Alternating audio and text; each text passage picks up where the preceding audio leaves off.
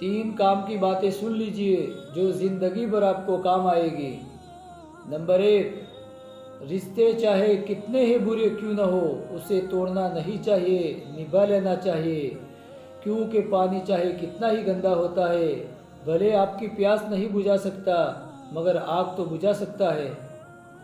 Number 2, एक छोटी सी चूंटी आपके पाँव को काट सकती है मगर आप उस चूंटी के पाँव को नहीं काट सकते।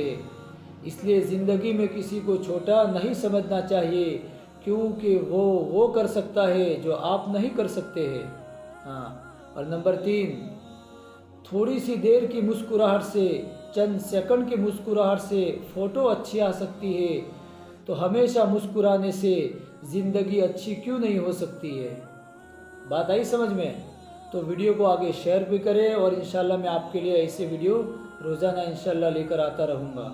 और चैनल पर नए हो तो चैनल को सब्सक्राइब कर लीजिए।